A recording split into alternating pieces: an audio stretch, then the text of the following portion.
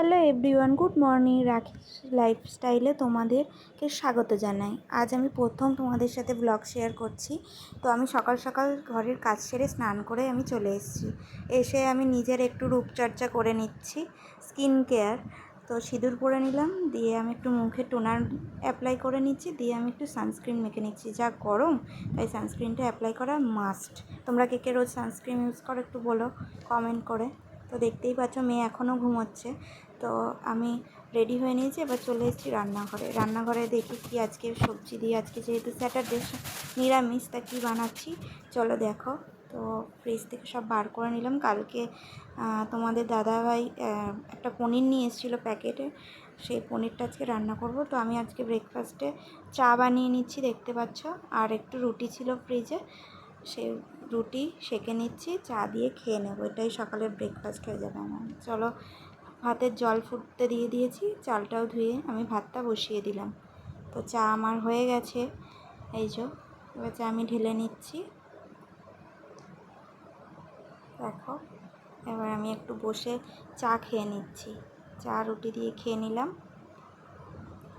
আমি অল্প চাই খেয়েছি, কাপটা বড় তো ওই জন্য অল্প নিয়েছি।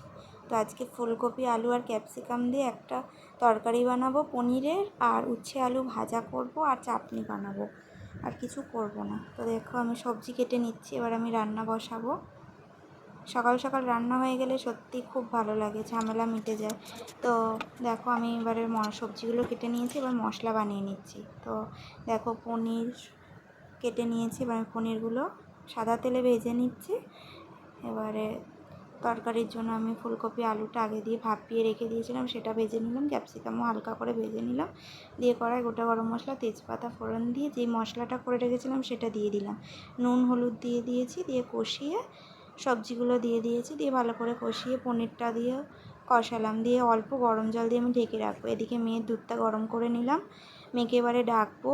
মেয়েকে আজকে কর্নফ্লেক্স দেবো, দুধ কর্নফ্লেক্স। দেখো দুধ কর্নফ্লেক্স রেডি করছি, এবার ওকে ডাকলাম, দিয়ে মায়ের একটু আদর খেয়ে নিল আমার ছোট বাচ্চাটা। দেখো ওকে ব্রাশ হাতে দিয়ে দিয়েছি, ও ব্রাশ করছে। এর ফাঁকে চলো দেখি তরকারিটা কত দূর। তরকারিটা আমার হয়ে গেছে, এর মধ্যে আমি একটু ঘি দিয়ে দেবো আর গরম মশলা দিয়ে নামিয়ে দেবো। আমার ভিডিও যদি তোমাদের ভালো লাগে তাহলে আমি আরও এরকম অনেক ভিডিও তোমাদের সাথে শেয়ার করব ডেলি বেসিসে। তো প্লিজ আমার চ্যানেলটাকে সাবস্ক্রাইব করো আর লাইক কমেন্ট করে দিও প্লিজ। তো চলো মেয়েকে রেডি করে দিয়েছি, জামা কাপড় চেঞ্জ করিয়ে ওকে দুধ কমপ্লেক্স খাইয়ে দিয়ে হোমওয়ার্ক করতে বসিয়ে দিয়েছি।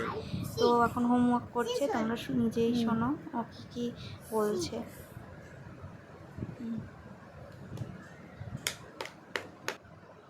মেয়ে আমার খুবই গুড গার্ল, যা বলি তাই শোনে। তো চলো ও হোমওয়ার্ক করে নিই, তার ফাঁকে আমি একটু রান্নাঘরটা পরিষ্কার করে নিই। সব রান্নার বাসনগুলো ছিল, তাই সেগুলো পরিষ্কার করে মেজে ধুয়ে নিচ্ছি, দেখতেই পাচ্ছ তোমরা।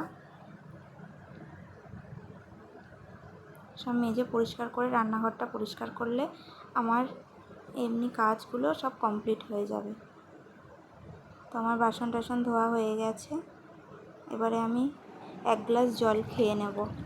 আমি রোজকারই এরকম মাঝখানে কাজের ফাঁকে ফাঁকে আমি এক গ্লাস করে জল খেয়ে নিই। জল খাওয়াটা আমাদের শরীরের পক্ষে খুবই দরকার, তো এতে খুব ভালো থাকে শরীর, সেই জন্য এক গ্লাস জল খেয়ে নিলাম। দিয়ে মেয়ের পড়া হয়ে গেছে, ওর ঠাম্মা দাদুর ঘরে চলে গেছে। তো আমি একটু ভাত খাচ্ছি, আমার খুব খিদে পাচ্ছিলো বলে। এখন বাজে 11:30, আমি একটু ভাত খেয়ে নিচ্ছি। খাওয়ার পর একটু বসেছিলাম, দিয়ে ঘরের টুকটাক এটা কাজ করছিলাম। তো মনে পড়লো যে না, কালকে তোমাদের দাদাভাই আম নিয়ে এসেছে, তো একটু আমটা কেটে খাচ্ছিলাম। কিছুক্ষণ পরেই আবার আমার স্টুডেন্ট চলে আসবে পড়তে। তো দেখছি আমটা খেয়ে নিয়ে বসে আছি, দেখলাম ও চলে এসেছে। তো ওকে লেখা দিয়ে বসিয়ে দিয়েছি, দেখতে পাচ্ছ ও হোমওয়ার্ক করছে, ও লিখছে।